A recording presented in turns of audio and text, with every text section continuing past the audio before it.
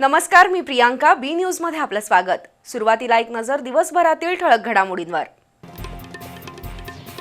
निवडणुकीसाठी वापरली जाणारी मतदान यंत्र मंगळवारी 7ही महापालिका निवडणूक कार्यालयात पाठवली जाणार. 16 जानेवारीला 3 फेऱ्यांमध्ये 4 ठिकाणी मतमोजणी होणार. दुपारी 1 पर्यंत निकालाचं चित्र स्पष्ट होणार. महानगरपालिका निवडणुकीच्या पार्श्वभूमीवर कोल्हापुरातील रेकॉर्डवरील गुन्हेगारांकडून प्रतिज्ञापत्र लिहून घेत पोलिसांनी दिला डोस. कायदा सुव्यवस्था बिघडल्यास कठोर कारवाईची ताकीद.